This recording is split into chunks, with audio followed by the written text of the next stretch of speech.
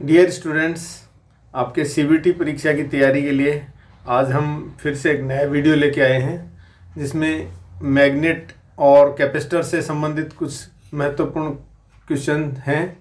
उनके आप अभ्यास कर लीजिए, देख लीजिए इस वीडियो को। तो स्टार्ट होते हैं। पहला क्वेश्चन आज के लिए, परिपथ की कुल संधारित्रता की गणना कीजिए। यानी आपका कैपेसिटेंस की वैल्यू फाइंड आउट करनी है। कैपेसिटर आपको मैं बता देता हूँ, जैसे पैरेलल सर्किट में रेजिस्टेंस ज्ञात करते हैं उसी तरह से टोटल कैपेसिटेंस सीरीज में 1/C बराबर 1/C1 plus 1/C2 plus 1/C3 फॉर्मूले से ज्ञात होता है। इसलिए इसके लिए आप 1/C1 plus 1/C2 plus 1/C3 फॉर्मूले से आप ज्ञात कर सकते हैं। इसलिए यहाँ पर वैल्यू आप रख के देखें तो 1/30 प्लस 1/10 प्लस 1/30, तो आपका राइट आंसर आ जाएगा 6 माइक्रोफैरड। 6 माइक्रोफैरड यानी right answer is B right answer है। नेक्स्ट क्वेश्चन है, संधारित्रता की इकाई क्या है? यानी कैपेसिटेंस की यूनिट क्या है? संधारित्रता को किस में मापा जाता है? फैराड यहाँ पर इसकी सही इकाई है। राइट आंसर इज सी।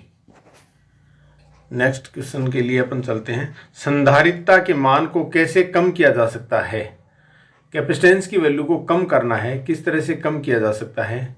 तो दोनों प्लेटों के बीच की दूरी को बढ़ाकर कैपेसिटेंस की वैल्यू को कम किया जा सकता है। Right answer is C. Capacitor का जो क्वेश्चन आते हैं वो बहुत ही महत्वपूर्ण क्वेश्चंस आते हैं, इसलिए आप इसको बहुत ही ध्यान से पढ़ें और याद रखें। लिख कर याद करेंगे तो बहुत जल्दी याद हो जाएगा आपको। नेक्स्ट क्वेश्चन आपके सामने है, पैरा चुंबकीय पदार्थ कौन सा है? यानी डायमैग्नेटिक सब्सटेंस कौन से हैं? इसमें आपको मैं एक बात बता देता हूँ कि एक इसमें छोटी सी त्रुटि है, इसमें थोड़ा करेक्शन है 5 के क्वेश्चन में, आप लिख लीजिए। यानी डायामैग्नेटिक सब्सटेंस होते हैं, ये होते हैं प्रतिचुंबकीय पदार्थ। और प्रतिचुंबकीय पदार्थ वो होते हैं जिसमें चुंबकत्व का गुण बिल्कुल नहीं होता है, इसलिए इसमें जल इसका राइट आंसर इज सी। डायाचुंबकीय पदार्थ जो है वो यहाँ पर जल है और इसका right answer is C. Next question में, कौन सा कारक विद्युत चुंबक की ध्रुवीयता को प्रभावित करता है? देखिए मैग्नेट है, उसके 2 ध्रुव होते हैं, नॉर्थ पोल और साउथ पोल, और उसकी ध्रुवता को प्रभावित करने वाले कारक का नाम पूछा है। इसलिए देखिए कुंडली की लंबाई से प्रभावित नहीं होती है पोलरिटी, धारा की दिशा। बिल्कुल राइट आंसर इज बी। यानी धारा की दिशा अगर आप बदल देंगे, करंट की दिशा बदली जाएगी तो चुंबक की पोलरिटी बदल जाती है। नेक्स्ट क्वेश्चन है, चुंबकीय वाहक बल की इकाई क्या है? चुंबक वाहक बल मैग्नेटोमोटिव फोर्स, इसकी इकाई क्या है? एम्पियर टर्न्स, यानी A × N, एम्पियर टर्न्स इसकी इकाई है। नेक्स्ट क्वेश्चन है 8 का, L1 L2 L3 यदि 3 प्रेरकत्व लगे हुए हैं श्रेणी क्रम में तो कुल प्रेरकत्व क्या होगा?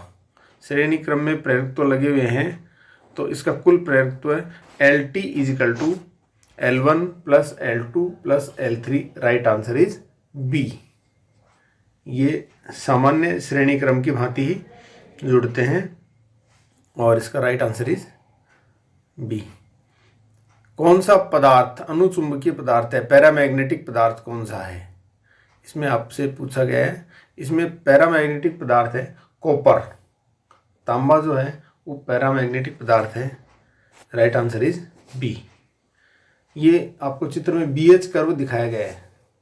BH कर्व में क्या होता है कि संतृप्त अवस्था हो जाती है जहाँ पर पदार्थ की, उस संतृप्त अवस्था के बाद में जैसे आप मैग्नेटिज्म और बढ़ाते हैं तो इस तरह का एक लूप प्राप्त होता है, इसको बोलते हैं BH कर्व।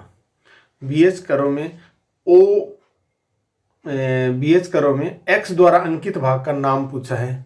x देखिए आपको 0 से और h- की ओर जहाँ जाता है ये पार्ट है x, और इस एक्स पार्ट का नाम पूछा है यहाँ से यहाँ तक का, कि ये कौन सा पार्ट है, तो इसको कोर्सिविटी बोलते हैं। Right answer is a. Right answer is a, कोर्सिविटी।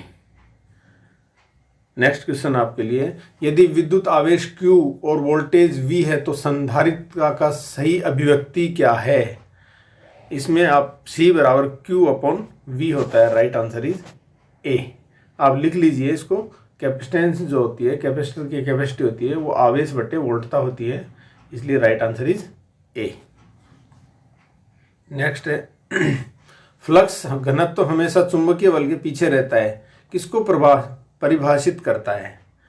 Flux घनत्व तो हमेशा चुंबकत्व के पीछे रहता है, किसको परिभाषित करता है? ये कहलाता है हिस्टेरेसिस। हिस्टेरेसिस में ये होता है कि चुंबक घनत्व जो होता है, चुंबकत्व का मान 0 कर देने पर भी उसमें कुछ चुंबकन बल का मान 0 होने पर भी कुछ चुंबकत्व शेष रहता है, और इसे हिस्टेरेसिस कहलाता है। चुंबकीय गुण है हिस्टेरेसिस, चुंबक से संबंधित है। चुंबकीय क्षेत्र में रखी गई आसपास की धातु पर क्या प्रभाव पड़ता है? क्या प्रभाव पड़ता है? यानी किसी भी चुंबकीय पदार्थ में किसी चालक को रखते हैं तो उसमें एडी करंट पैदा हो जाता है। किसी डिस्क को रखते हैं तो उसमें धातु की डिस्क, उसमें एडी करंट पैदा हो जाता है, इसलिए यहाँ पर राइट आंसर इज सी, भंवर धारा, एडी करंट। नेक्स्ट क्वेश्चन आपके, फ्लक्स घनत्व की एसआई इकाई क्या है? फ्लक्स घनत्व की एसआई इकाई टेस्ला होती है, और right answer is a. Next question है, संधारित्र में धारिता का मान किस कारक के द्वारा निर्धारित होता है? बहुत ही अच्छा क्वेश्चन है। संधारित्र की धारिता का मान किसके द्वारा निर्धारित होता है? और ये होता है प्लेटों के क्षेत्रफल पर। प्लेटों का क्षेत्रफल पर इसका मान निर्धारित होता है। क्षेत्रफल ज़्यादा होगा तो संधारित्र की धारिता अधिक होगी। नेक्स्ट क्वेश्चन के लिए पढ़ते हैं, कौन सी विद्युत धारा मात्रा सीधे भंवर धारा के समानुपाती होती है? ये जो फ्रीक्वेंसी होती है वो भंवर धारा के सीधे समानुपाती होती है, यानी किसी सप्लाई की फ्रीक्वेंसी ज़्यादा होगी तो उसमें एडी करंट का मान उतना ही अधिक होगा, यानी समानुपाती होती है। Right answer is C. Next question में, आरएफ युग्मन सर्किट में यानी आरएफ कपलिंग सर्किट जो होता है, इसमें किस प्रकार के संधारित्र प्रयोग किए जाते हैं? इसमें बहुत ही इलेक्ट्रॉनिक सर्किटों में काम में होते हैं। आरएफ सर्किट जो होते हैं, इसमें मोनोलिथिक प्रकार के जो कैपेसिटर होते हैं उनका प्रयोग किया जाता है। Right answer is B. इस प्रकार आज संधारित्र के जो क्वेश्चन हैं बहुत ही अच्छे क्वेश्चन हैं। इसके साथ ही नेक्स्ट क्वेश्चन आपका है, कुंडली के चुंबकीय क्षेत्र की दिशा खोजने के लिए कौन सा नियम लागू किया जाता है? कुंडली की चुंबकीय क्षेत्र की दिशा खोजने के लिए कौन सा नियम काम में लिया जाता है? हथेली, दाहिने हाथ की हथेली का जो नियम है वो काम में लिया जाता है। राइट आंसर इज बी, चुंबकीय क्षेत्र की दिशा यानी palm rule, right hand palm rule का उपयोग किया जाता है। इस प्रकार आज के जो मैग्नेट और कैपेसिटेंस के जो क्वेश्चन थे वो आप पढ़ लेंगे, और जो आपके एग्ज़ाम के लिए बहुत ही अच्छे क्वेश्चंस हैं। Thank you.